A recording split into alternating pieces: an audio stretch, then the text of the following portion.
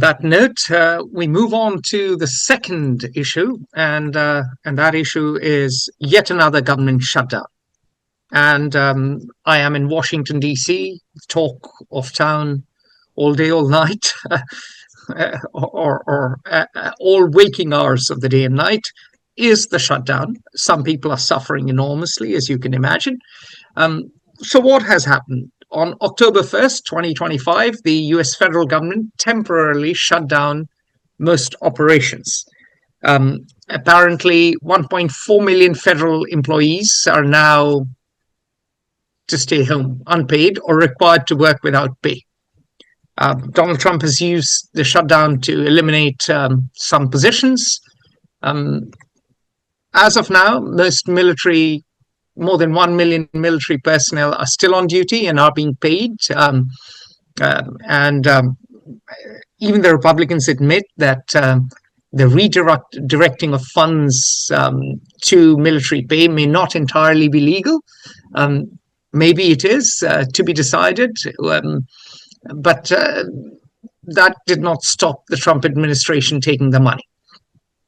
And now there are 3 million contract workers. They are suffering too.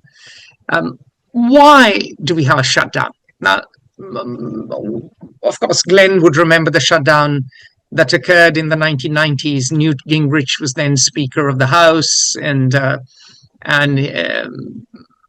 he and Bill Clinton, who was then president, locked horns, and of course that shutdown was the first example of perhaps the U.S. political process getting polarized to such a degree that, well, the daily business of government was affected. And now, of course, polarization has reached such a degree that the U.S. Congress somehow fails to pass a budget almost repeatedly. It was supposed to pass a budget for the new financial year starting September 1st of September.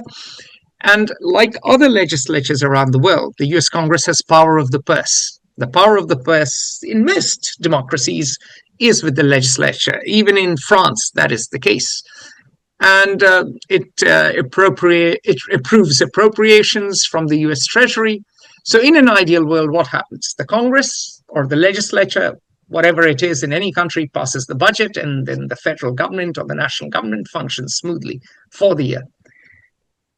Since the start of the 21st century, the Congress has not met the appropriations deadlines and authorized most federal funding through a continuing resolution. Note, this is extremely important. What this means is that the Congress has been functioning through an ad hoc measure in the 21st century. And what is a continuing resolution, a CR? Well, this provides temporary financial coverage for government programs until a regular appropriations bill is passed. So how do you pass legislation, budget legislation? Both the upper and lower houses of the US Congress must pass the same bill. As of now, Republican lawmakers hold a majority in each house. So what's the problem? Well, the problem is this mechanism for minority protection in the US Congress. The upper house budget legislation needs 60 out of 100 votes to pass. The Republicans only have 53. So they need at least 7 Democrats, or if there are any independent senators, there used to be 1 or 2, to vote with them. That has not happened. So because the Congress has failed to pass a continuing resolution, the government has stopped functioning, the government has shut down. And remember, the last shutdown occurred during the first Trump administration and lasted a record 34 days. And this occurred from December 22, 2018 to January 25, 2019. This one could beat that record. So, why are both parties so adamant, and why are both of them enforcing a shutdown? Well, number one, mutual trust is low. Democrats believe that US President Donald Trump and the Republicans have neither negotiated nor acted in good faith, and they do not want to feel swindled again. On the other side, Republicans believe that the Democrats are behaving obnoxiously despite not controlling the White House or either chamber of Congress. So the Republicans say they don't have a majority, and yet they are behaving as if they are the majority party.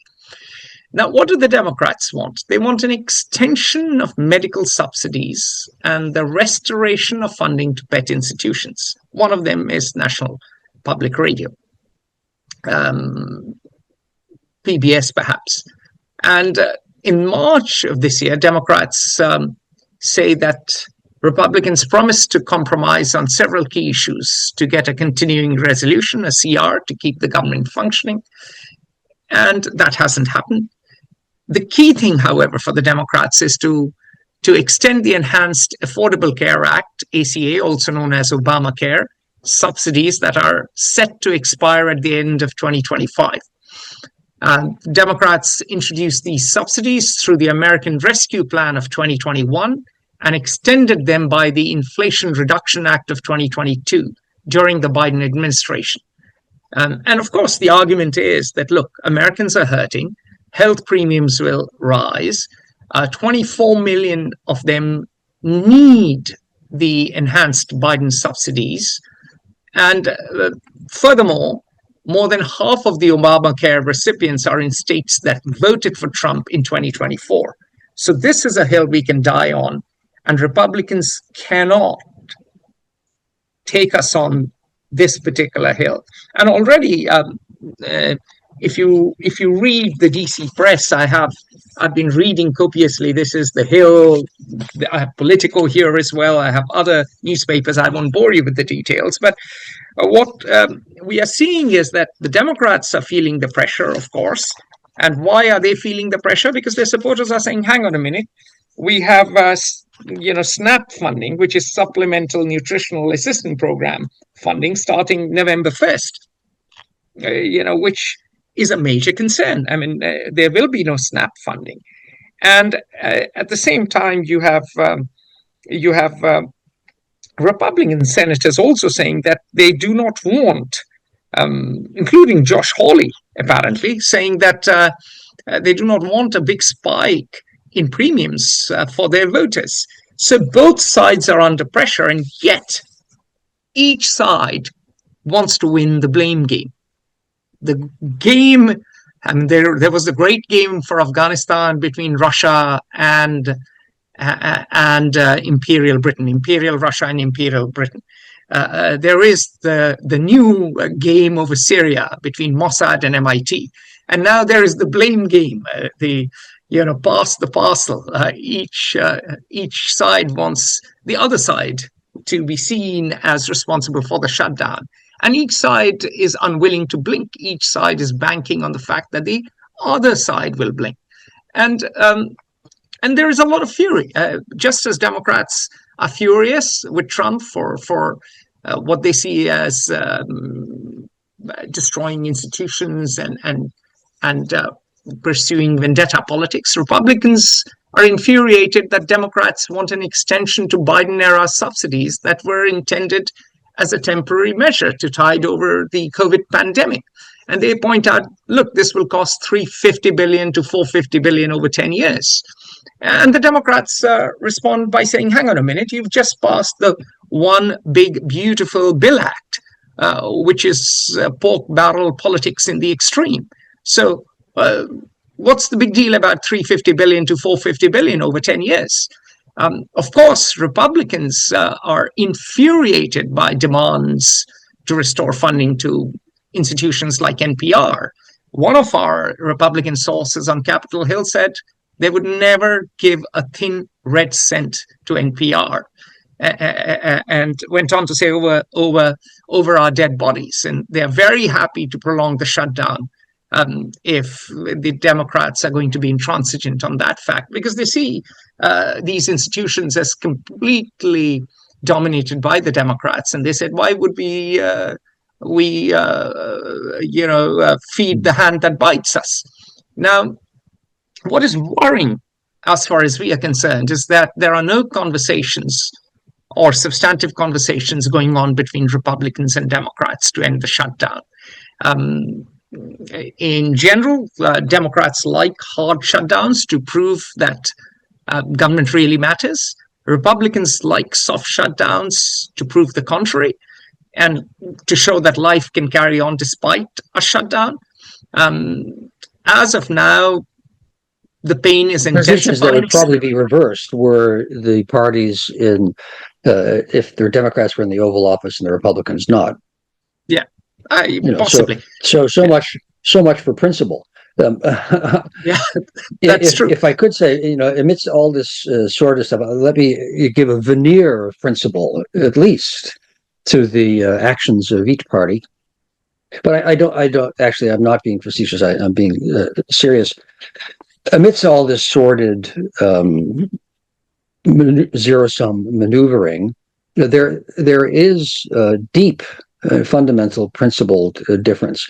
As we said before, the Republican Party has become a party that is it's implementing Project 2025, which seeks to radically shrink the functions and the size of the federal government, the responsibilities of the federal government.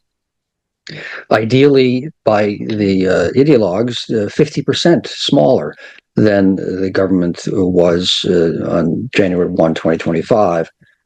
But philosophically, the role of government should be much less. Its budget smaller, its action smaller. So it shouldn't be involved in subsidizing news agencies or medical expenses or nutrition programs for children. None of that. None. And that's what's driving the Republican side. The opposing philosophy is that government should have an activist role, which the parameters which can be and are, of course, ardently debated, but it should have a role in helping those who can't eat survive, or fighting against disease, or providing facts and news so that there be an informed public. And there truly is a deeply philosophical, fundamental clash of principle. Exactly, and we'll end our comment on our comments on the shutdown by saying that, look, if the shutdown goes on, what happens? Air traffic controllers are not being paid. Scott Bessent has said the military may not be paid after November 15th. It is going to increase economic uncertainty. It is going to put pressure on bond yields. Obviously, investors will want higher yields to buy US bonds. And it will certainly threaten the long-term economic prospects of the US, especially given the fact that the US has $37 trillion of debt. So this is not good. Polarization, as we have pointed out, at its extreme, is terrible for a democracy, because democracy is about trade-offs, it's about compromise, it's about having at least a certain minimum agenda that you agree upon. During the Cold War, politics stopped at the shore. At least there was some unity on foreign policy. And even when it came to economics. Now we are in a brave new world, and this does not look very good for the long-term prospects of the US. Join the conversation at Fair Observer and subscribe to our YouTube channel.